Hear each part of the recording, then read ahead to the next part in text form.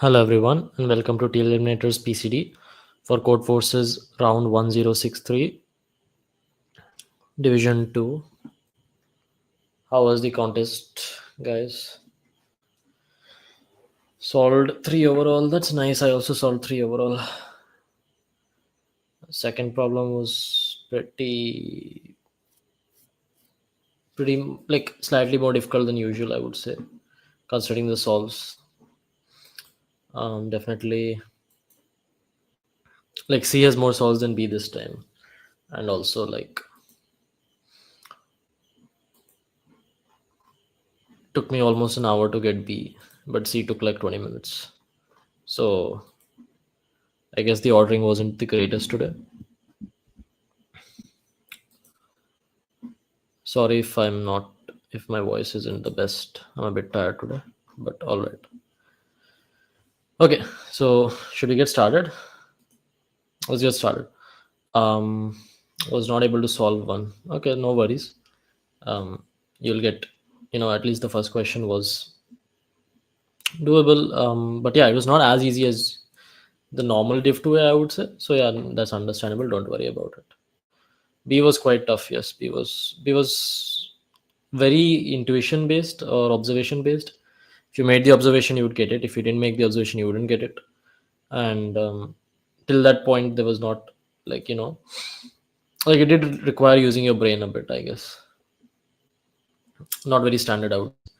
Anyways, so problem A. Two players are given a sequence A of n integers. They play a game that has n minus 1 rounds. On the ith round, a player can take exactly one of the following options: either skip his turn or swap the elements AI and AI plus 1. Now the first player wins if at the end of the last round A is sorted in non-decreasing order. So basically A is sorted in like ascending order, right? So if A is sorted, then he wins. Otherwise, the second player will win. And it's also given that the first player plays in the odd numbered rounds and the second player plays in the even numbered rounds. Okay. Now Souvlaki doesn't like losing, so before the start of the game, he can reorder the elements of A in any way he wants. Is it possible for him to do such that he has a guaranteed winning strategy, right? So is it possible for him to reorder in a way such that he's guaranteed to win? N goes up to 100, AFI goes up to N, so there's like not much time complexity issue in that sense, right? And yeah, here's some examples. Okay, so let's dive into the solution. Okay, so problem A.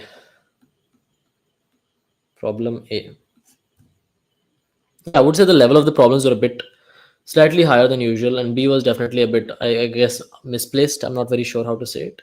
Maybe it is my skill issue that I took so long on B, but I saw a lot of people take a decent amount of time on B this time, including like experts and that much rated. So yeah. Anyways, so in problem A, basically what we're saying is player one can swap AI plus 1 for basically the odd rounds, right? So basically the odd numbered rounds for odd rounds, and player 2 can swap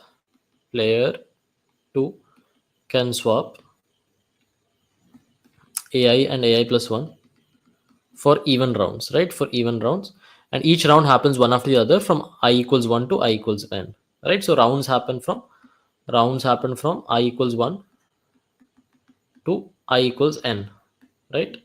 Also, player 1 wants it to be sorted. Player 1 wants final array to be sorted. Also, player 1 can rearrange all the elements in the start, right? Player 1 can rearrange all the elements in the start. So player 1 can rearrange all the elements at the start itself, Okay. So given all these conditions, we need to figure out if player 1 has a winning strategy, or is there some 100% successful way that player 1 can win. Okay.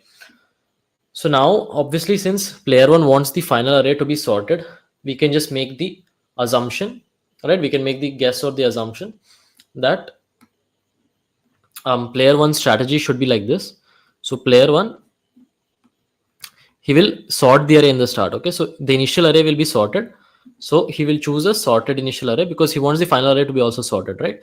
So if there are any corrections to do later on, he can correct those. But initially, he will choose a sorted array, right? So he will choose initially the sorted array. Okay, and then anytime, like at his turn, if ai and ai plus 1 are out of place, like they're in descending order, right? So they're unsorted basically, or you could say if ai is greater than ai plus 1, he would swap, right? That's the only thing he can do. If it has become out of place, he would swap, right? And similarly, player 2 wants it to be unsorted. Player 2 wants to make it unsorted. So player 2 has only one thing at his turn. So even turns, right? Even turns. If ai and ai plus 1 are sorted, then he will swap, right? Are sorted. That means that ai is less than ai plus 1, then he will swap. Then he will swap. Okay, so these are some basic assumptions we got, right? Like obviously player 1 wants the final thing to be sorted, so he will choose an initially sorted array. Why did we guess this? We guessed this because simply that makes it easier, right? So if he wants the final array to be sorted, then it's best to start with an initially sorted array. So if player 2 does anything, he can try and correct it if possible, right? So that's why we're starting, player 1 will choose a starting initially sorted array, and then obviously player 1 will try to correct everything on his turn. Player 2 will try to make his turn, right? So let's try to see one of the examples and see what happens if we use this kind of strategy. So let's just take an example. Our example can be 4 2 2 1, right? So our array is 4 2 2 1. Now obviously player 1 will choose sorted, so player 1 sorts it because he can rearrange it any way he wants. So he'll just sort it, and this will be the starting position. Okay, starting position will be something like 1 2 2 4.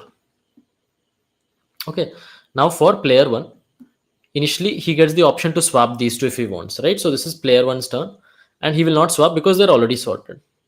Now player 2 gets the option to swap these two, but whether he swaps or not, 2 and 2 will remain the same, so he can't do anything. Again, player 1 gets the option to swap these two, but he won't do anything since it's already started. So that's why the answer to this test case is yes. Okay, let's take the second example. All are ones, so obviously that example is obviously yes.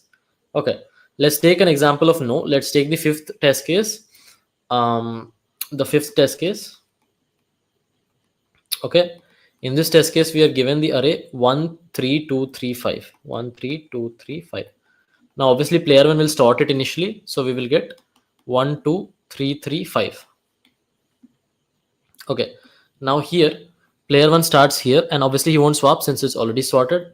Now player 2 gets this position, and what player 2 will do is, since he can swap these, right? He can swap 3 and 2 and make it unsorted.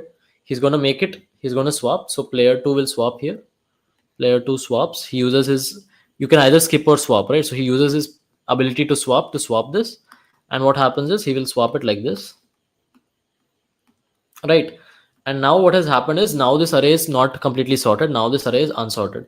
Now after this, when player 1 has his turn, he can only affect this, right? Player 1 can only affect this, and so on. Player 2 can affect this. So basically what has happened is player 2 has succeeded. Player 2 has succeeded in making it unsorted, right? Because now player 1 cannot affect this position anymore. Since I is going from 1 to n, I is increasing, so player 1 will obviously not be able to affect this position. Plus this is an even position, and player 1 cannot affect even positions, right? So basically every even position, if player 2 can successfully swap that position with the next one, and make it unsorted, then he wins, right? So the answer to this test case will be no. And what have we observed? So let's just write our observations down. Observations, right? The first one is player 1 starts with a sorted array, sorts the array initially. Now at every even position, I, right, one indexed, every even position I, if AI is not equal to AI plus 1, then player 2 can swap it. Player 2 can swap these two, and then the array becomes unsorted. Then array is unsorted, and player 1 cannot even fix it. So array is unsorted. So player 1 loses. Player 1 loses, right? Otherwise, player 1 wins. Otherwise, player 1 wins because player 2 has no way to swap it and make it unsorted, right? So basically, all we need to do is for every even position I, if a of I is not equal to a of I plus 1, then the answer will be no. Otherwise, the answer will be yes, right? So all we need to do is implement this observation, right? This is the solution, in fact. So implement these observations, and that's it. We can say that if at every even position the next element is equal, then and only then player 1 wins. If the next element is not equal at any point, then the player 1 will lose, right? So summary, um, if for any even I, a of I is not equal to a of I plus 1, answer is no, else yes. Okay, so that's the summary, and we can do this with a single for loop. So the time complexity taken by this is big O of n, right? The time complexity of this will be big O of n. Make sense? Let's have a look at the code. So we have our vector a, and we sort it, and initially the answer is set to true. We go through every even index, right? So we start here until I plus 1 is less than n, and we increase by 2. Okay, we're doing plus equal to by 2. If I is not equal to I plus 1, our answer becomes false, and then we say yes or no whether answer is true or not, right? So that's all. Pretty simple solution to implement, but yeah, the idea might take some time to get. Okay,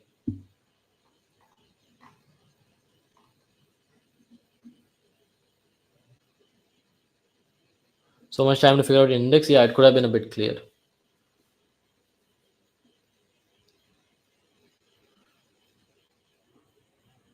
Why did I take AI not equal to AI plus 1? I just explained that. What I said was, see, initially player 1 chooses the sorted array, and player 2 wants to make it unsorted, right? So player 2 can only affect the even positions if he can swap some even position, right? Like I explained in this example, here player 2 gets to choose I equals to, so this is I equals to position, right? So if he can swap this and make it unsorted, right? He swaps this, makes it unsorted, then player 2 will win, right? If he can swap it. So if a of I is not equal to a of I plus 1, right, for some even position, then and only then player 2 can win, right? So that's why we're checking this. Does that answer your doubt, Himanshu? See, if these two were equal, if this was 2 2, then if player 2 tried to swap this, nothing would change, right? But since this is 2 3, it's unequal, then only if he swaps it, it will become unsorted. That's why I've taken a of I plus not equal to a of I plus 1. Yeah. Okay, I think that's it for this problem. The time complexity is big O of n log n, right? Sorry, big O of n log n because we sorted it. So sorry about that. Obviously, since we're doing sorting, it'll be n log n. But after the sorting, this logic is big O of n logic itself. So yeah. Okay, let's move on to the problem B. And I think problem B was the hard one of this problem. Like this solution which I wrote, I realized after the contest, the statement was not the best, I would say. But if you see my submission during the contest for B, first of all, it took so long. It took me almost 50 minutes. And my submission during the contest for B was very horribly long, right? Very, very long and very unnecessary. But yeah, B was, I think, a pretty tricky problem. Like if you didn't get it. Like, see, there are some people who were like experts or CM or whatever and struggled on B. So yeah, so don't worry about it. It's not the usual level of Bs. If this is your first CF contest, or one of your starting CF contests, don't worry, B is not usually this hard. Yeah, what is the expected rating of B? Well, the number of solves is pretty less, so I would expect that. See, the thing is, because they base their rating on how many people have solved and not how much objectively the question is hard. But I would expect B would be at least maybe 14, 1500, 1500 at least, like when the final rating comes out. I'm not sure if C list would have a rating for it.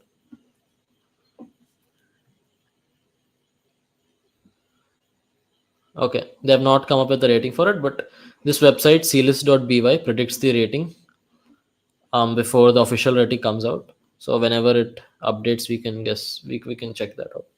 Anyways, let's go on to the problem B. Okay, you're given a permutation of every integer from 1 to n. You also own a binary string of length n where s of I is 0 for all I from between 1 and n. Now we can do an operation exactly at most 5 times. Choose any two integers L and R. Then if the minimum of PL comma PR is less than PI, which is less than maximum of PL comma PR, then we will set S of I to 1. Okay, so between every L less than I less than R and this condition holds, we'll set S of I equals 1. Now we are given another binary string of length n. After performing the operations, it must hold that if x of I is equal to 1, then S of I should be equal to 1. And if x of I is equal to 0, S of I can have any value. Find at most 5 operations such that the condition is satisfied, or report that it's impossible to do so. We do not have to minimize the number of operations, and n goes up to 10 power 5. So the question is a bit confusing, so please read it carefully. Reread it if you want. Yeah, so the question is kind of, you could say, like, it's not the most clearly worded question, but okay, let's get to it, right? So what is the problem asking us? Problem B. Okay, so we are first given a permutation, so let's just write down an example permutation. Let's take this test case, 1 3 2 4 6 5. 1 3 2 4 6 5. Okay, now we are also given a target string, so we're given a target string 0 0 1 1 0 0. Okay, so this is our target string. Now basically, what is the operation given to us? Under the operation given to us, if we choose two elements, let's say we choose 2 and 5. Okay, if we choose two elements and this is our ij, right? If we choose 2 and 5 and this is our ij, then for every value in between, right, every value in between, so we have another string s which is set to all zeros in the start, right? Another string s which is set to all zeros in start. Now between this ij which we have chosen, if 2 is between if this value is between this and this, right? So if 4 is, as you can see, 4 is less than 2 and 4 is less than 5, so this bit will become on, right? This bit will become 1. Similarly here 6, so 6 is less than 2, but 6 is also greater than 5, so this bit will not become on, right? This bit will not become on because it's not between 2 and 5. So basically what we're saying is, for our string s, which starts at zeros, all zeros, when we choose to index ij in an operation, then everything between them, all the indices between them, if they are also between their values, right? So the value 2 and 5, 4 is between 2 and 5, then that bit becomes 1, right? That bit becomes 1. Otherwise that bit remains unchanged. So that's what's happening, right? Similarly, we can choose other ij and we can do this operation, and we can do this operation at most 5 times, right? Do this operation at most At most 5 times. Now what is our goal? Our goal is that in at most 5 times we want all the bits which are on in this to also be on in this. Okay, so all the indices which are 1 over here should also be 1 over here, and that is our goal. The bits which are not 1 over here, they can be 1 or 0, doesn't matter, but everything which is a 1 over here should also be a 1 over here, right? So every 1 in X should also be a 1 in S, should also be a 1 in S. Cool. So this is one thing we need to observe. Fine. So now the solution to this is going to be very constructive. So I'm sorry, but like basically these kinds of questions, either you get the observation or you don't. It's very hard to tell you the intuition behind it. But yeah, I'm going to try and explain it the best possible way I can. Okay. So some amount of like wishful thinking and guesswork is required, and then the proof comes afterwards. Like basically, these are one of these kinds of problems where you're stuck for a while, and then suddenly you get an idea, and when you get the idea, everything becomes easy. It's one of those kinds of problems. Basically it's a constructive problem, right? So yeah, I'll try my best to explain it. Okay. Like personally, I also spent a very long time on this problem, so I can say that much. Right? So for this specific test case, we want this to become a 1 and we want this to become a 1, right? So how are we going to achieve that? How are we going to achieve that? So one way we can do it directly is, instead of choosing 2 and 6 as our ing, we can choose 1 and 6 as our ing. Okay, we can choose 1 and 6 as our ing. Then this will become 1, right? This will become 1 and this will become 1, right? This will become 1, this will become 1. So these two positions are 1, these two positions are 1, and that's it. We have found our answer, right? That's it. We have found our answer. Okay, so now let's try to make observations on how we can do this. Okay, so let's try to make some observations. Cool. And some of these observations will be a bit abstract, but okay. Now first thing you can observe obviously is firstly s of 0 will always remain 0. Also s of n minus 1, so we're doing 0 indexed here, that will also always remain 0. Why? Because what is our operation doing? Our operation is picking some like right,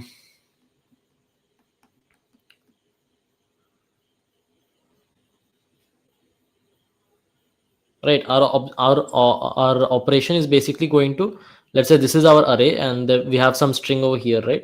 We have the s string over here. Our operation is picking some L, and our operation is picking some R, right? And only the values between L and R are being affected. So the minimum value of L we can choose is obviously this 0th position, right? 0th can be our L, and this last position can be our R, right? R can be the last position, and only the ones in the middle will be affected. So obviously the endpoint should be 0, right? The endpoint should be 0, otherwise it's not possible to construct, right? So this must be true, must be true, right? Okay. Also for the maximum value and the minimum value, so the value 1 and the value 10, right? It's a permutation. These will also be 1 because everything lies between them, right? They don't lie between anything. Like there's nothing smaller than 1 in the array, there's nothing bigger than 10 in the array. So then we can't convert these values to 1, right? We can't convert these values to 1. So let's call this position A. Let's call the position A wherever 1 appears, and let's call the position B wherever the largest value appears. So 10 appears in this example, right? So these positions must also be 0. So these are very direct observations. S of A must be a 0, and S of B will also be a 0 no matter what you do. Okay, no matter what, no matter what. Okay, right? So S of 0 will be 0, S of n minus 1 will be 0, S of A will be 0, S of B will be 0 no matter what you do. And I hope this much you guys are following, right? Is this much clear? If you tell me this much is clear, then I'll go on.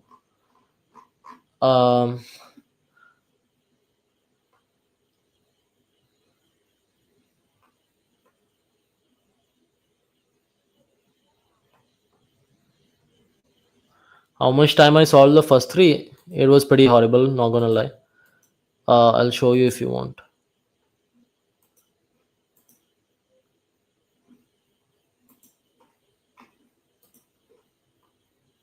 Sujay, please have patience. I think B was easily the harder question amongst B and C.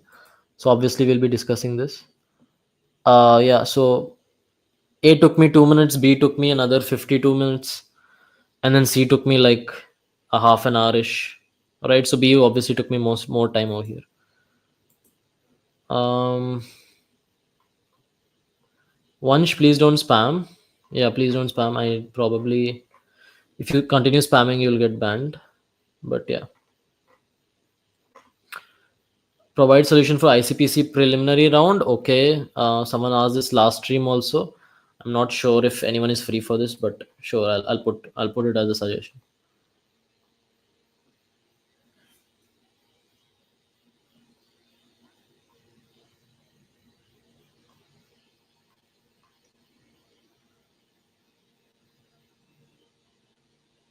Yeah. Okay. So this much is understood, right? So let's get back to the question now. This much is understood that the first and last must be zero.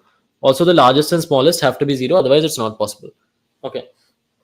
Now, what we're going to show is if these four conditions are satisfied, conditions are satisfied, like these particular values 0, n minus 1, a and b, they are zeros, then all the other positions in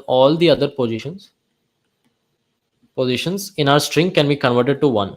Okay, positions can be converted to ones. Okay, and this takes some inspiration. This is our main key move over here, that if these four conditions are satisfied, then the answer is always yes, and all the other positions other than these can be converted to ones, no matter the array.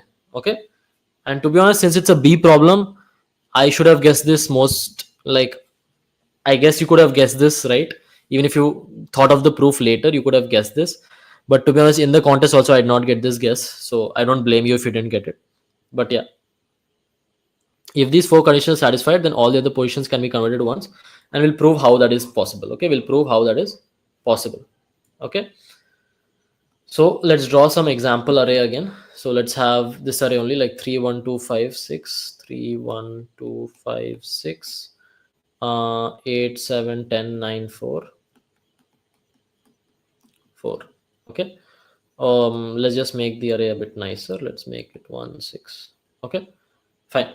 So this is our array A, and our string S is going to be all zeros for now, right? Every position is a zero, and I'm going to show you that it is possible to always convert this string into a string which looks like this. Okay, so the first and last position will be zero, the biggest and smallest position will be zero, but all the other position will be one. Okay, we can convert it to this string, and I'll show you how it is always possible to convert it to this string.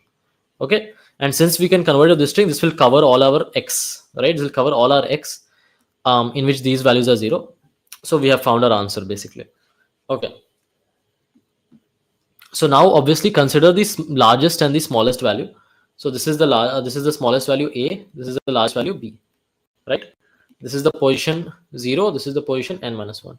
Okay, now obviously if we take from this everything in between, if we take all this smallest, they will lie between the largest and smallest because it's a permutation, right? So these will become 1 if we take one query as A and B, right? So one query as A and B, or one operation as A and B, then all of these values will become 1, right? All of these values will become 1. Okay, so this we have established, right? This we have established. Now what about the ones on this, right? What about these on the sides? So for that, again, we can make a nice observation, and the observation is basically whatever the starting value is, like this is the starting value, right? What we can do is basically from the starting value to the smallest value, we can do a conversion, and also from the starting value to the largest value, we can again do a conversion. Okay, so what that means is everything between the starting value, right? So all these values over here, they will obviously lie between start and smallest, right? This x will either be equal to less than start, less than the smallest, sorry, smallest, which is A, right, less than P of A, which is less than x, less than the starting value, right? Start value, which is p of 0, or the largest, sorry, the start value less than x less than the largest, right? P of b. Obviously it is either greater than the start value or smaller than the start value, and obviously it's greater than the smallest and less than the largest, right? So this is what is happening here, right? So if we do two queries like this, if we do a query from, or an operation from 0 to a, and another operation from 0 to b, then all of these will definitely get converted to ones, right? So if we do an operation from 0 to a, then this 2 will become a 1, because 2 is between 1 and 3, and also between these two values. So this 2 position becomes a 1, the remaining are still zeros. Now if we do a query from 3 to 10, obviously 6 and 5 come between 3 to 10, so these will also become ones, right? These will also become ones. Similarly, if we do from the last position to this b position, then everything between 4 and 10 is becoming 1, right? Everything between 4 and 10 is becoming 1. Similarly, if we do from the smallest to this, so if there was any value between 1 and 4, that would also become 1, right? So that is basically what we're saying here. So basically what we have proved is that our operations, what are the operations? They are between a to b, right? A to b, from 1 to a, from 1 to b, from a to n minus 1, sorry, not 1, so we'll call these 0, so 0 based indexing, a to n minus 1 and b to n minus 1, right? If we do these 5 operations, then everything in between becomes 1. Everything here becomes 1, which is less than the smallest, which is between the smallest and this, and everything between here also becomes 1, right? Then similarly here also, and then here also, right? Because each value is either less than the left endpoint or larger than the left endpoint, and both will get covered, right?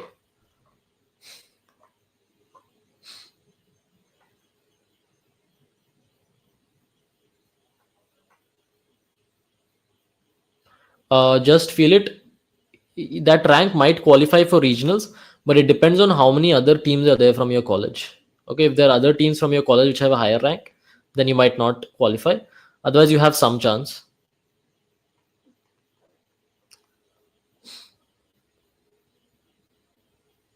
Can I repeat this once? Okay, yeah, I'll do another test case also. So in fact I'll do another test case, and that should give you the idea pretty clearly. Okay, so I'll just tell you the operations again. So the operations are a to b, okay, a to b, where a is the smallest, b is the largest, okay. Between 0 to a, 0 to b, a to n minus 1, b to n minus 1. Okay, so these are 5 operations. As the question said, we needed 5 operations, and I'm showing that exactly these 5 will give us the answer. Okay, so let's take an example case. Let's say we have let's say 5 over here, and then 2 7 3 1, maybe 6 10, what is left, 4 8 7, right? So we have all the numbers from 1 to 10, right? Okay, 9 is missing. I think 9 is missing, so we'll put that also. Fine.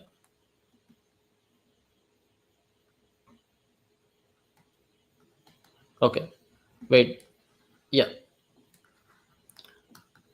right. Okay, so these are 10 numbers, and I've made a permutation so that it's easy to explain. Also, we start with an initial s which goes all zeros, right? All zeros, each position is a 0 for our answer. Okay, now accept the maximum position and the minimum position. So this is the maximum, this is the minimum position, this is the maximum position, right? It doesn't matter if a and b are interchanged, also doesn't matter. So these are the maximum and minimum position. This is the first position 0, and this is the last position n minus 1.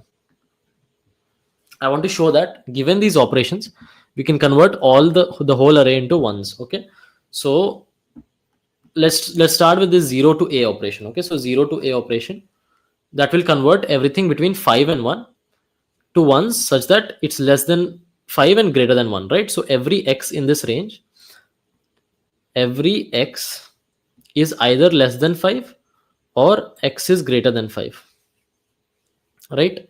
And then this will be like this, right? X is greater than 5, so we can say that 1 less than x less than 5, or 5 less than x less than 10, right? Because it's a permutation, so one of these two cases will be there, right? One of these two cases will be there.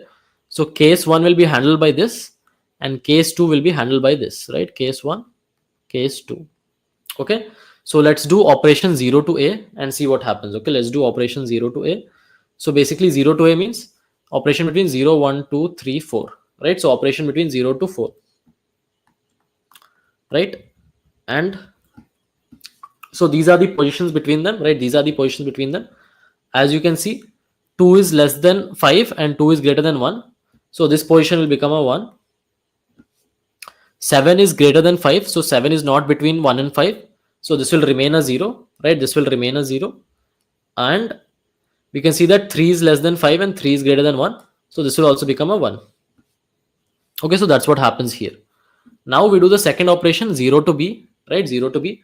Now this whole range gets affected, right? This whole range gets affected. Now what happens?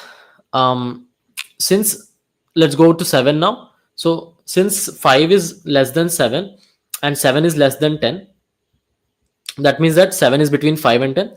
So now in this operation, this will become 1, right? If you understand. Also 6 is less than 5 and 10, so this will also become 1 over here. Okay, now let's move on to this side. Now we do a to n minus 1, right? So we do the operation a to n minus 1. So let me just remove some of these so it looks less cluttered. Okay, yeah, so what have we achieved so far? We have achieved 1 1 1 1 over here, right?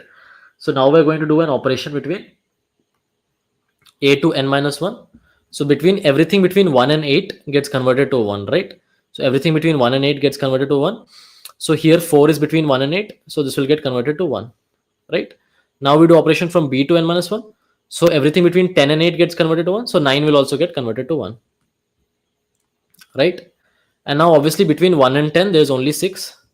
If we do that final operation over here, then this will also be converted to 1, right? So we have basically, except the biggest and smallest and first and last, everything else we can convert to 1 with these operations, right?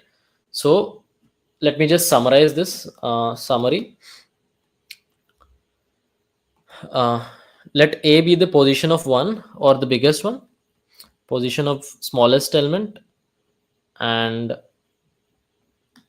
b be the position of the largest element, right?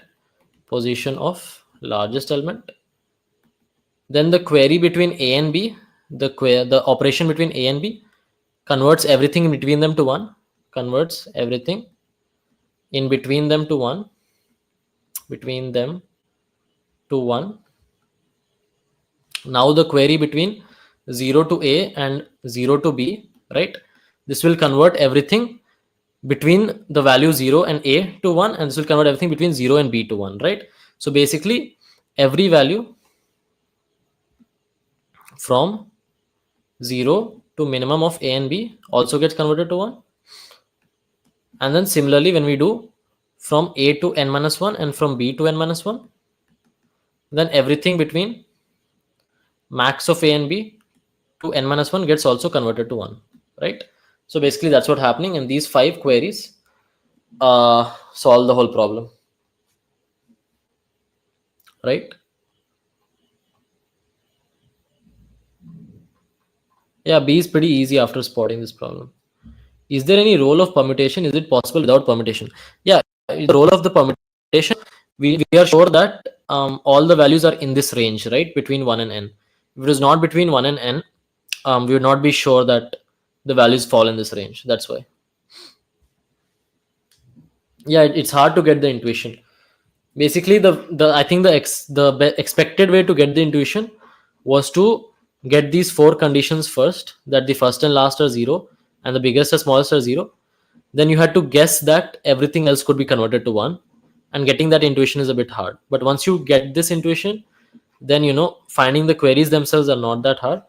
But yeah, making the guess that everything else can be converted to one, that was, I think, the key step. And then after that, finding these positions themselves are not that hard. Okay, so obviously the time complexity of this is big O of n, because we're not sorting, we're not doing anything. No binary search, no DP, nothing. Just 5 answers which are already predefined. So the time complexity big O of n. Let's have a look at the code. Code is also decent only. So we take in n and we take in the permutation p, and we take in the string, expected string s, right? Now first we're going to find the largest and smallest element. So smallest element will obviously be 1 and largest element will be n. And that's why we're keeping it a permutation, because we know that the smallest element is 1, largest element is n, and also we know that all the other elements come in between. So yeah, having it as a permutation does help, right? Like it's important to the question that it's a permutation. Okay. So basically we're just finding the position of a and b, which is the largest element and the smallest element, right? Smallest and largest respectively. Now, if any of these positions is a 1, obviously it's not possible, and we can just continue, right? If the start, the end, the largest and the smallest, if any of them is 1, we can just continue.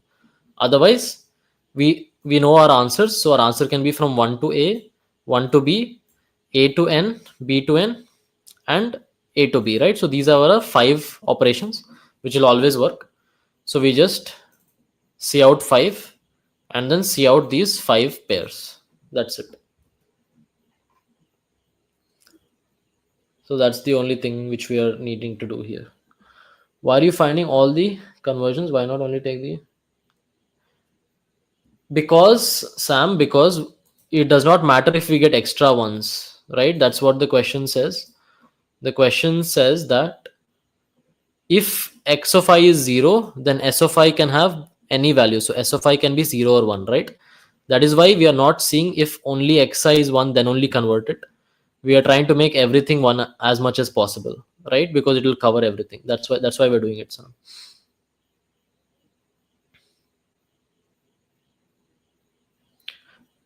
In problem B, S of A will always be 0, yes. Yeah, makes sense. So yeah, this was the problem. I do understand getting the intuition is pretty hard. Like, I mean, as an expert or almost borderline CM, I also struggled for a while to get the solution. So don't worry about it too much. Yeah, okay. So let's move on to problem C. I think problem C was easier, like more standard than this. Yeah. Okay, let's move on to problem C.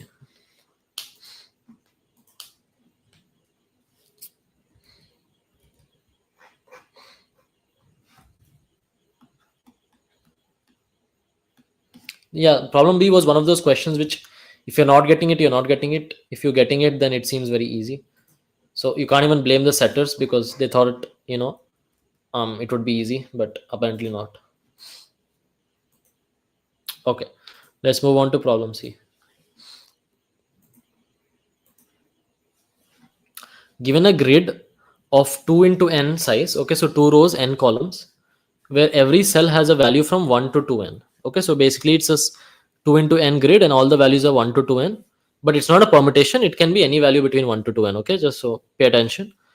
Okay, let f of l comma r represent a binary grid of 2 rows and n columns such that it's one if and only if aij is between l and r. Okay, so it's one if and only if aij is between l and r, and we need to count the number of pairs such that there exists a path of down right only, right? So we can only move right or down of adjacent cells with value 1 starting from the top left to the bottom right. Okay, so if you have done like these kinds of DP problems from top left to bottom right, the setup is similar, although the solution to this is not DP, but the setup is kind of similar, right? We need to go from the top left to the down bottom right, and we can only use down or right operations. And basically we need to find out how many lnr are possible such that f of lnr is a viable path. Okay, n again is 10 power 5. Each value is between 2n and 1, and n does not exceed 2 times 10 power 5, right? So big O of n will be accepted. Fine. So wait, what happened to C? Right. Okay, cool. Right. So let's take an example and try to figure it out. Let's take this example 1, 2, 3, 3, 2, 1. We'll understand what the question is trying to say. Okay. Or actually, I'll make my own example. So, or let's just try 1, 2, 3, 3, 2, 1. Okay. So our grid is 1, 2, 3, 3, 2, 1. Okay. First thing we need to do is understand what f of L and R means. So what does f of L comma R mean? Right?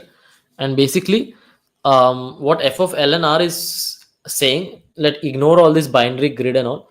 Basically what it's trying to say is, if the minimum value which we encounter is L and the maximum value which we can encounter is R, and we have a path such that L is the minimum value and R is the maximum value, is it possible to reach from this position to this position? Okay, like if all the values are between L and R in our path, is it possible? Right? So I'll translate this question to basically be, um, is there a path, is there a path from top left, so I'll call that top left, to bottom right, to bottom right, such that all the values, such that all the values, right, all the values um, are less than L and R. Okay, so basically this is the question. This is when f of L and R will be possible. Okay, this is when f of L and R will be true. So f of L and R can always be 0 or 1, right? So if there's a path or if there's not a path, yeah. So basically the question is saying how many L less than R are there such that this holds true. Okay, so question says that um, how many L less than R is there such that there is a path from bottom right, so top left to bottom right, with all the values between L and R in our path. Okay, that's what the question is saying. How do you understand the question says this? Basically it's saying, let's say if you choose L equals 2, R equals 3, then all the values between 2 and 3 are 1, right? All the values here are 1 and all the other values are 0, right? So basically if you want to find a path, you need a continuous block of ones, right? You need a continuous block of ones. So basically you need a continuous block of values between 2 and 3, right? So is this like alternate version of the question understandable, like the way I've simplified the question? Everyone understood it, right? Any doubts? What distro am I on? I'm on Ubuntu right now.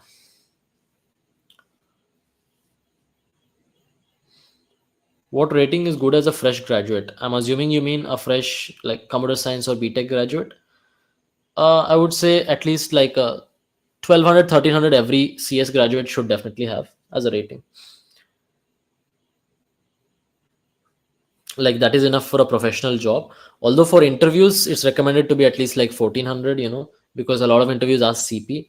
So if you want a job with a nice, like CP or like backend style of job, maybe a 1400 rating would be good. So that'll help you in your interviews. That's it. But I think any professional should be able to get 1200 on Codeforces. Yeah. Okay. Thanks, Himanshu. So I think this simplification of the question is understandable. That we need to count how many LNR are there such that there's a path from the top left to bottom right with this condition satisfied. Okay. So how do we do this? Okay. How do we do this? One thing you can recognize is, so the one key observation. Okay. Key observation one. Key observation one. And the observation is that since we can only move right or down, since we can only move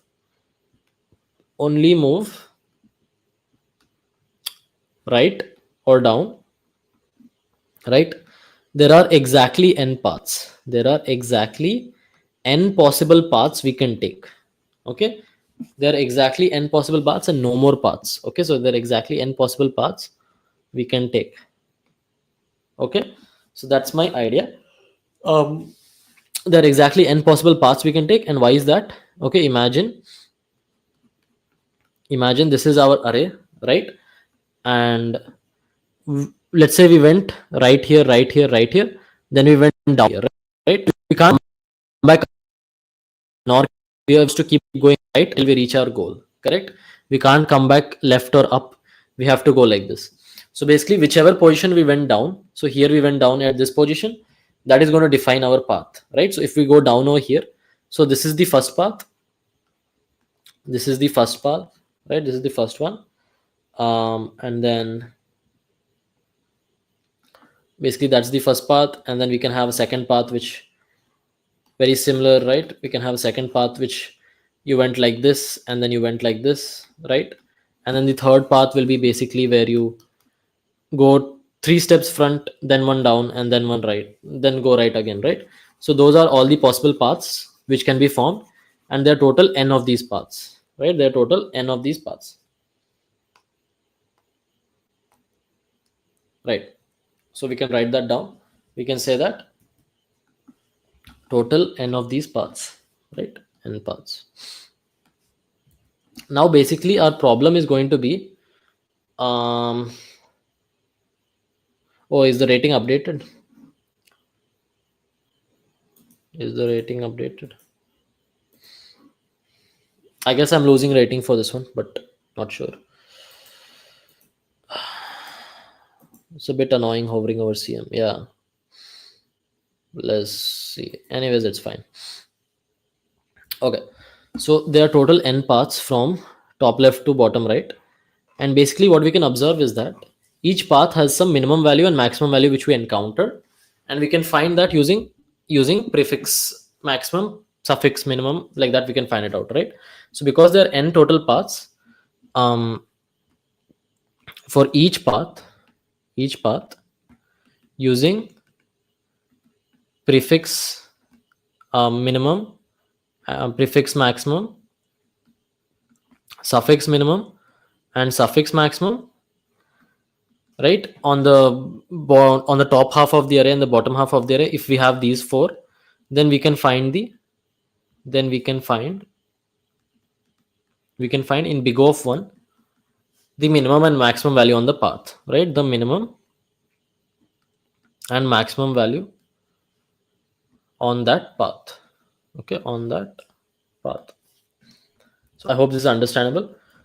Basically what I'm trying to say is, let's take an example and show you. So let's say the example is like 3 2 1 4 2 6 3, and then we have 5 2 1 7 4 2 2, right? Then basically okay, then basically we can say that if we keep prefix minimum and prefix maximum for this, so we can say that prefix min, right? Prefix min here is 3, here it's 2 1 1 1 1 1, and prefix maximum here will be 3 3 3 4 4 6 6, right? Similarly suffix for the bottom, so suffix for the bottom here it will be suffix minimum and suffix maximum. So here suffix minimum will be 2 2 2 2 2 2 2, and here suffix maximum is going to be 2 2 4 4 2 2 4 7, and then everything will be 7, right? So basically what if we have these prefix minimum and prefix maximum computed, obviously this takes big O of n to compute, right? This will take big O of n to compute, and this will take big O of n to compute. Then for every possible path, right, if we want to decide for this path what is the minimum and maximum we encountered in this path, then we can just say that it will be minimum so far with this minimum which we'll see in the future, plus maximum so far and maximum we'll see in the future, right? So for this path the minimum will be 1 and the maximum required will be 7, right? So that means this path can only be taken, that means that this path can only be taken for L less than equal to 1 and R greater than equal to 7, right? So this path we can say will only be taken if L is less than equal to 1 and R can be greater than equal to 7. Make sense? Okay. Similarly for all the other paths we will get some conditions, right? So totally for n paths we get n conditions, right? Totally for n paths we get n conditions, and the conditions will all be like this. Okay, so for path 1 the condition will be, so to take path 1 the condition is going to be something like this.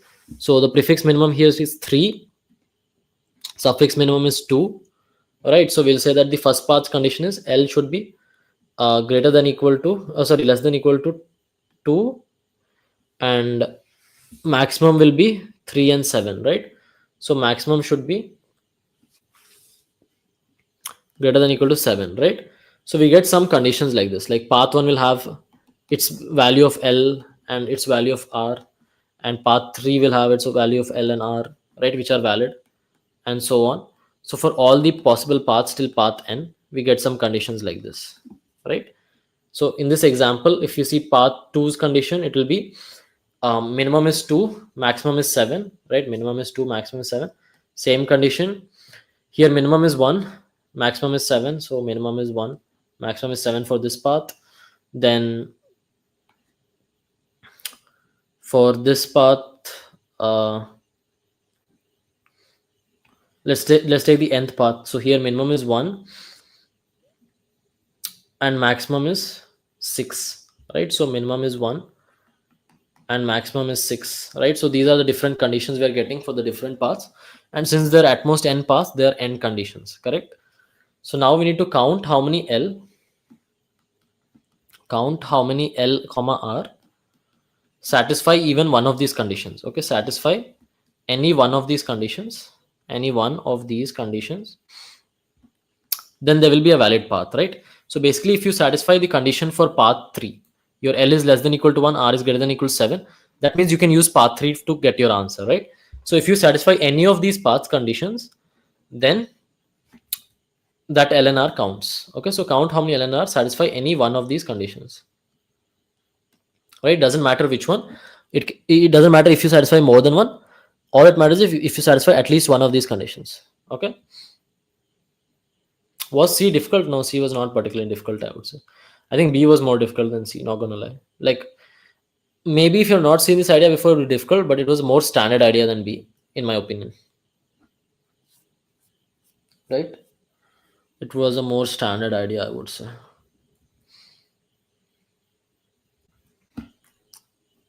Okay.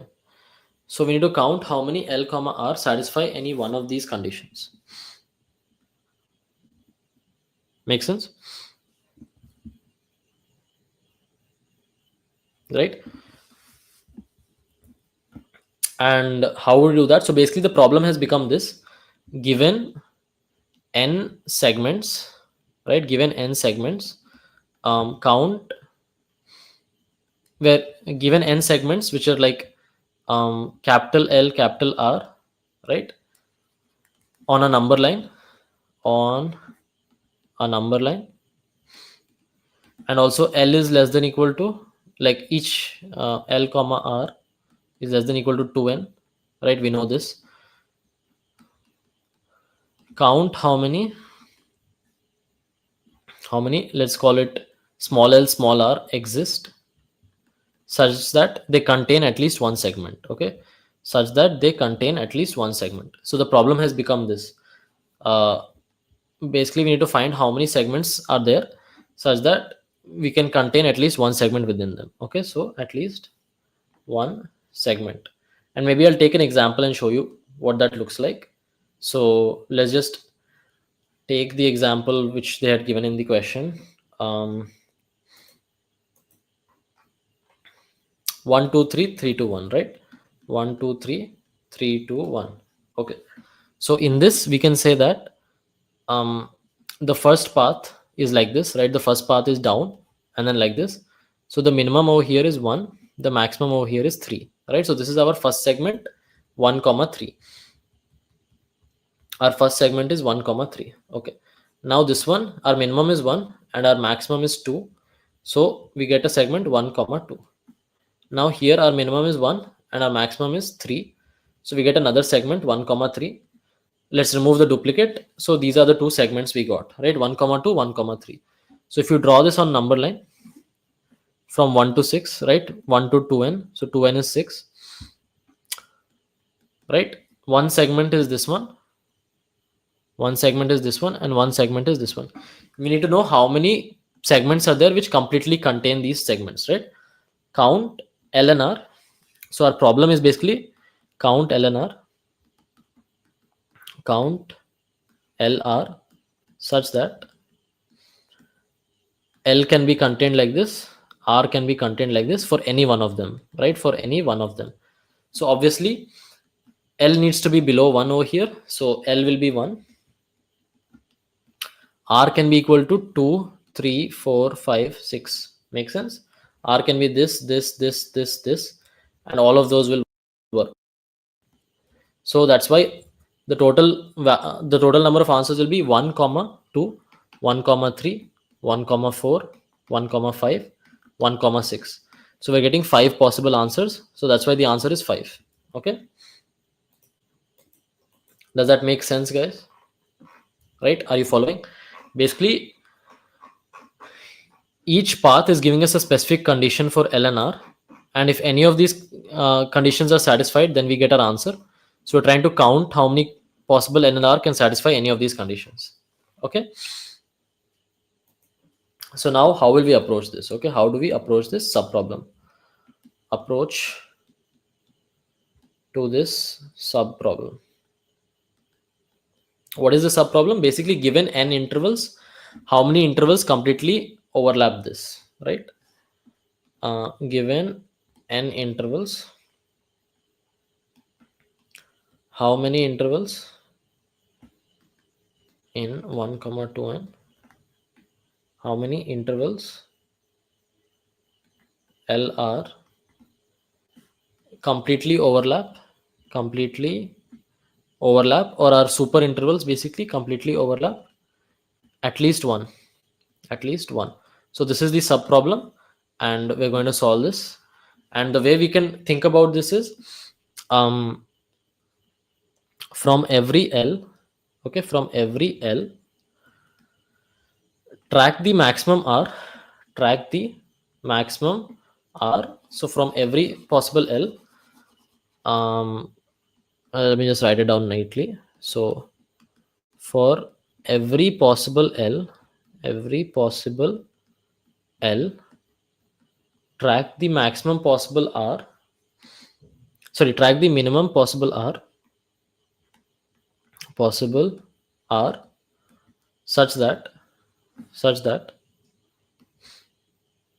L to R overlaps at least one interval. Okay, overlaps at least one interval. Okay, and then we can simply find our final answer as the sum of all this, sum of this value for all possible L, right?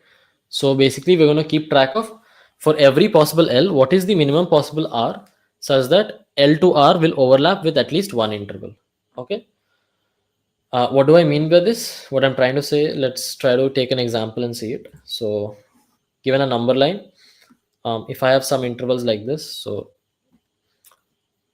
let's just give some values and then number it. So let's say we have 1, 2, 3, 4, 5, 6, 7, 8. Okay. And I have one interval, let's say between 2 and 3. Okay. And I have one interval between 3 and 6. And I have one interval between 5 and 8. Okay. So these are my representing three possible different paths. And these are three possible different intervals I got from them.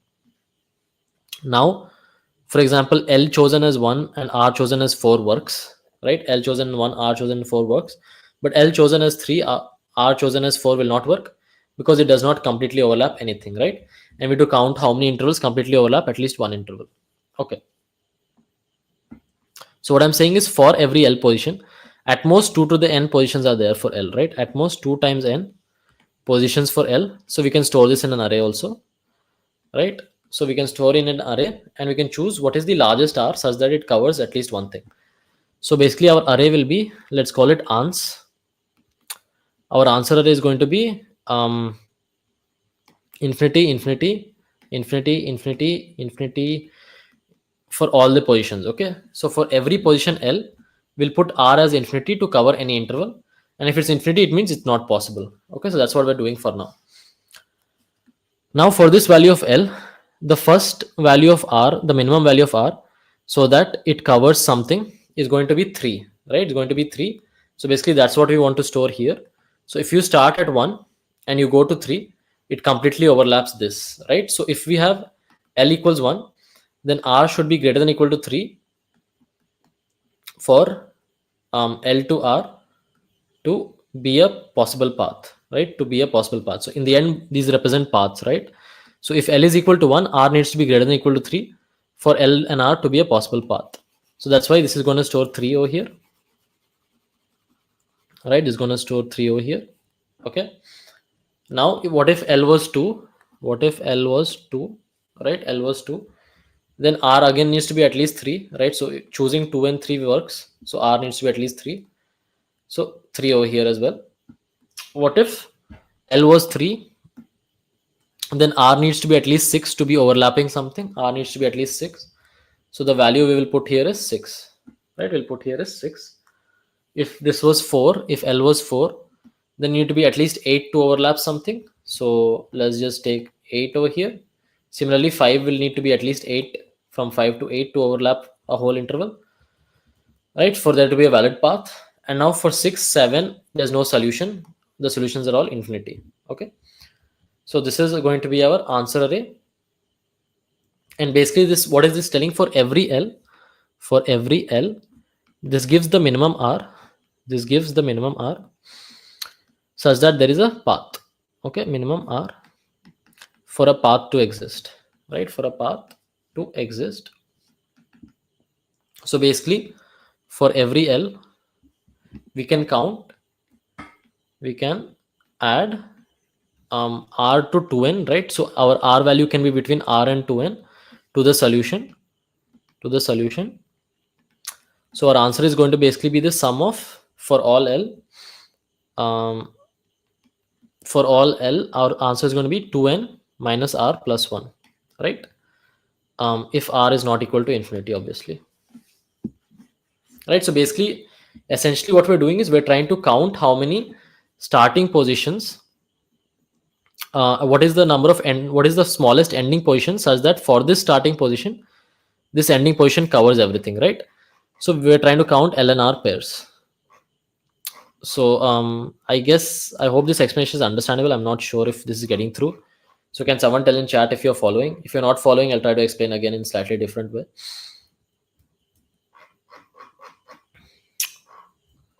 Are you following, guys? See, every path, we have n paths, right? So every one of the n paths gives us the condition on NLR, like L should be less than equal to L dash, R should be greater than equal to R dash. We got these conditions. Now to satisfy any one of them, we're counting how many L and R are possible. So basically our problem is the same as, given n intervals, how many intervals overlap these. So for every R value, we're finding the minimum, for every L value, we're finding the minimum R value, and then we're doing the counting. That's what we're doing. Yeah. And since there are only n possible L values, that's why this can store in big O of n array itself, right? Okay. Now, how do we find this minimum R value? All we need to do is, how do we find this minimum R value? All we need to do is, for every LR pair, for every LR pair of a path, right? So for every path, we have some condition that L should be less than equal to L and the R should be greater than equal to R, right? For every LR pair of the path, what we can say is, we can say that answer at L will be minimum of answer at L comma R, right? And then every value less than L, that one's answer will also be minimum with R, right? That one's answer will also be minimum with R. So what we can do is we can just do this, and then finally we can take a suffix minimum, right? So once we do this, we can take a suffix minimum at the end. Do a suffix minimum at the end. Okay. So because there's a lot of abstract thinking over here, I'll just run you through an example so you can understand what's going on. Okay. So let me just make up some example and we'll go through every step and then we'll understand what's going on. or let me first show you an example with the intervals. Okay, let me show you an example with the intervals. So as you can see here, the intervals are 2 comma 3, 3 comma 6, and 5 comma 8, right? The intervals are 2 comma 3, 2 comma 3, 3 comma 6, and 5 comma 8, 5 comma 8, right? So these are the intervals. So initially our all the values will be infinity as mentioned, right? For each L value, the minimum R value will be set to infinity. Now for the L value 2, the R value can be 3, so we'll update this to 3. For the L value 3, the R value can be 6, right? So we'll update this to 6. And this 5 can be 8, so we'll update 1 2 3 4 5, so this will be 8. Okay, so that's what we got here. Okay, right, now we do suffix minimum of this array, right? Because every smaller L can go up to this R, so we'll do suffix minimum of this array. Here it's infinity, here it's infinity, infinity. Here we can go to 8. Here 6 and 3, the suffix minimum is 6, but here infinity will be 3. So we got the same array as before. We got our array 3 3 6 8 8. Now if we sum up the number of ways, we'll get it, right? So 2n over here is 8. So 8 minus 3 basically plus 8 minus 3 plus 1. So that will be 8 minus 3 plus 1 plus 8 minus 3 plus 1. So for every R, every L, we're counting how many R's are possible, right? 8 minus 6 plus 1, so on. And we're counting all the possible ways. So once we find this sum, we have got our answer, right? So let's just summarize all these ideas which we discussed. Summary. Yeah, summary. There are n paths possible. There are n paths possible. Each path has minimum and maximum value of the path value, condition for using that path, condition for traversing that path, right? So at least your minimum should be, and L should be less than equal to mn, and your R should be greater than equal to mx, right? That path, that is, L should be less than equal to mn and R should be greater than equal to mx. So we need to count these. We need to count how many L comma R satisfy this, right? Satisfy this. So what we'll do is, for every possible L, for every possible L, there's at most 2n possible L's, at most 2n. Store the minimum possible R, store the minimum possible R, right? So since we have for every possible L the minimum possible R, we can quickly calculate the answer for this L up to R and R greater than this value of R, right? So our answer will just be summing of this. Okay, so now to do this, we have done basically each, so basically answer of mn will be minimum of answer of mn and x and mx, right? And then for each path, basically for each path,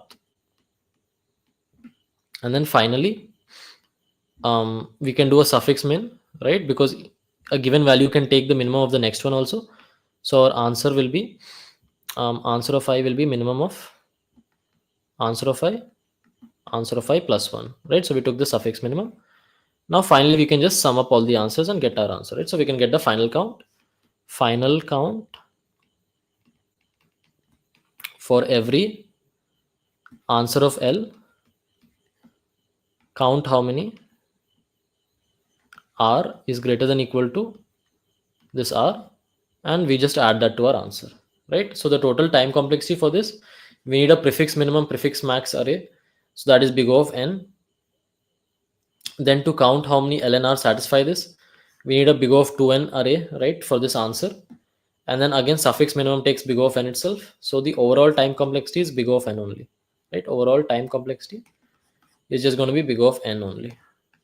So no sorting or anything is being done, no sets, no binary search type of data structures, just big O of n. Let's have a look at the code for this. Okay, the code is also pretty short only, like even though the ideas which went here are kind of long, the code is pretty short. So we take in n and we take in our array a as just taking input. Now here I'm calculating the suffix maximum and suffix minimum array, right? Because that we need for our answer. So we just calculate the suffix minimum and suffix maximum array. Okay. Also prefix minimum and prefix maximum, we're not keeping a separate array because while doing the answer itself, we can find that, right? So we find the prefix minimum, prefix maximum. Now this min and max is for each path, right? For each path, for each possible of the n paths, each possible path in the n paths, right? What is the min and max pair required, right? So that we're finding out by using the prefix minimum, suffix minimum, similarly prefix maximum, suffix maximum on that path, right? Okay, now finally we're updating our answer array. So our answer array is being updated by assuming that, like, basically the condition is that L is less than equal to the minimum and R is greater than equal to the maximum, right? That is the condition, right? So this is the condition which is being followed. So that's why the answer array, which is going to store for each value of L, for each value of L, what is the minimum possible value of R, right? Minimum possible value of R. And if it's not possible, it'll be infinity. Here we're simply assuming that infinity is 2 times n. Okay, so the answer can go from 0 to 2 times n minus 1. 2 times n is being treated as infinity because that makes our calculation simple over here at the end. Okay, just go through the code once. By keeping your infinity as 2 times n, it's quite simple calculation. But you can keep your infinity as int max and you can check for it explicitly if you want. Okay, so yeah, the code is the same. Infinity is being treated as 2 times n. Okay, so now for each value we're just doing suffix minimum because this value of L can take some value of R or the next any greater value of R, so that's why we're taking suffix minimum. Now finally, to find the final answer, we're counting every way, like for each L how many R's are there. So we're just doing ans plus equal to 2n minus x. The maximum value of R is 2n, right? So 2n minus x in this ans will give us the ways with this L. Finally, we print the final answer, right? So that's about it for this question. Big O of n solution only. Any doubts, just go through the code once. It is pretty intuitive once you break it down. Like obviously it's a bit of complicated question, but once you break it down, it's pretty intuitive, and also it's more standard, I would say, than B. So yeah, it didn't take that much time to solve for me in the contest, I would say. But okay, so yeah, that brings us to the end of the session. Unfortunately, I could not cover D because to be honest, there was very less time in the contest remaining for me to solve D, even though it looked doable. But yeah, that's about it. Thank you for watching and see you in the next PCD, right? Any general doubts? If you have any general doubts, you can ask me now. People were having some general doubts. Was C difficult today? I won't say. B was difficult today. Yeah, also before we sign off today,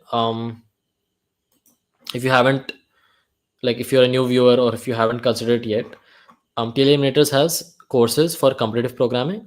So it has courses from all the way from a beginner level to a more advanced expertish specialist level, and it will take you in your CP journey all the way from level 1, which is like complete beginner, to newbie, to pupil, to specialist and expert, right? So by level 4 you learn most of the expert level topics, right? These courses are completely self-paced, so you can take them and do it at your own pace, right? And they're pretty affordable. As you can see, the level 1, which is the easiest level, is just about 800-900 rupees, right? And even the highest level, which is for specialist to expert ish, I would say, that's also currently running at only around 4K. So I would say it's super affordable for the amount of return you're getting on it. And yeah, what does each course have? Each course has more than 40 plus hours of recorded lectures, more than 100 plus practice problems, hints and video solutions, as well as doubt support. And the main thing about this course is that everything is organized already and it's exactly what you need, right? So each video lecture, each problem is decided by higher rated coders, right, who have gone through the same journey. They know what you need. Obviously you can learn CP by yourself by, online resources, but the main thing is, sometimes you're not sure whether you're doing the correct thing, whether you're solving enough problems, whether you're doing enough theory. These things are handcrafted by people to speed up this process, right? So you never feel stuck, knowing what to do next. You know what to do next, and you know that if you do it, your rating will improve, right? So definitely do check out the course, and especially the doubt support is also very useful. So if you don't have mentors or friends to discuss your problems with, doubt support helps a lot, right? If you're stuck at a question, you can make a doubt within 15 minutes on Discord. Someone picks it up and they answer it for you. They, whether it's over text or it's on a Google Meet or whatever. So yeah, do check out the Telemeters course, right? I think it's like super good return on investment, I would say, right? Yeah. Kind of stuck in 1400 from past 3 months, trying 15 1600 rated on telemeters. Any other tips? So if you're at 1400 rated and you want to improve, you're basically specialist, right? You should definitely be familiar with some basic topics which are required from specialist to expert. Those topics are binary search, um, graphs, dynamic programming, greedy, and I would say basic combinatorics, right? So binary search, graphs, trees, dynamic programming. So these things you should definitely know, because you need to solve basically problem C fast, or sometimes solve problem D, right? You want to become expert. So definitely do check out these topics. These are the more common topics, right? So make sure that all your topics are good to some certain extent, and then after that I would suggest doing virtual contests, right? So if you want to increase your rating and you feel stuck for a few months, definitely try virtual contests. Div 2 B and C questions are available. So okay, today's point, because I think it's harder than normal div 2 B and C. But in general, if you're getting stuck with B and C problems, my recommendation is to, obviously, like the way I also used to get stuck on a lot on div 2 Cs when I was like, I think, pupil specialist. So the way I did was I made a virtual, like every day I used to like make a virtual contest with like 2 or 3 past div 2 C questions, and then I used to solve them. Like I used to take 1 or 2 3 past div 2 C questions about my level, and I used to solve them. And I think that's the way to improve after, you get used to it. If you solve like a C question every day, your brain gets used to solving it, so when you do it in the contest, it doesn't feel scary, right? So that's about it. One more thing I can recommend is, if you feel like you're getting stuck, right, a lot of times it means that you don't have the, like you might have the way like solution, but you might be suffering from like contest pressure, right? If you're able to solve it in practice but you're not able to solve it during the contest, so in that case I always recommend virtual contests. Virtual contests are like one of the easiest and best ways to improve, right? And take them seriously. Don't treat them as practice. What would be the expected difficulty of BNC? So the thing is, because the number of solves is pretty okay, like 3k, the rating will not be looking that high. But the thing is, it's not very typical BNC, right? If my best guess, I think B will be 1500, C will be like 1400 when the final rating comes out. But the thing again about BNC is that it's very hit or miss types of questions. So constructive problems are a bit like this, right? So I guess they'll be like 1400, 1500 rated, both B and C. Specialist level, I would say. Okay, then, guys, this brings us to the end of our session. Thanks for watching, and I guess see you in the next PCD. Bye bye.